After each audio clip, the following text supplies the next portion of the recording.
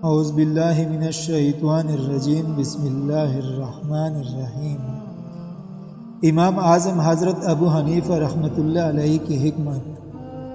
کوفہ میں ایک شخص رہتا تھا جو بڑا بد کلام تھا۔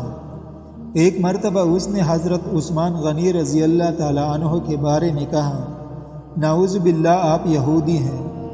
اس بات کا علم امام اعظم حضرت ابو حنیفہ رحمۃ اللہ علیہ کو ہوا تو آپ رحمۃ اللہ علیہ تڑپ اٹھے۔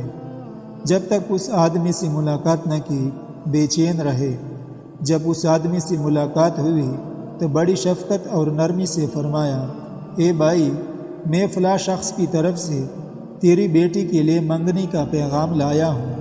وہ آدمی بڑی صفات کا مالک ہے، حافظ قرآن ہے، دولت سے مالا مال ہے، سخاوت میں بے مثال اور متقی ہے، اور پوری رات نوافل میں گزارتا ہے۔ اس شخص نے یہ سن کر جواب دیا، ایسا انسان نہ صرف میری بیٹی کے لیے بلکہ ہمارے پورے خاندان کے لیے سعادت ہے۔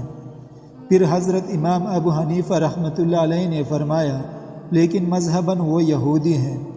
اس پر اس شخص نے کہا، آپ کیا چاہتے ہیں؟ میں اپنی بیٹی ایک یہودی کے حوالے کر دوں، یہ کیسے ممکن ہے؟ تب امام صاحب نے فرمایا، اگر تم اپنی ایک بیٹی کسی یہودی کو نہیں دینا چاہتے تو نبی پاک صلی اللہ علیہ وسلم نے اپنی دو صاحبزادیاں یہودی کے نکاح میں کیسے دے دی؟ یہ سن کر اس کا سر ندامت سے جھک گیا، اپنے کیے پر نادم ہوا اور اپنی زبان حال سے یہ کہنے لگا، حکمت ہو تو ایسی، اور اس کے بعد اس نے توبہ کر لی۔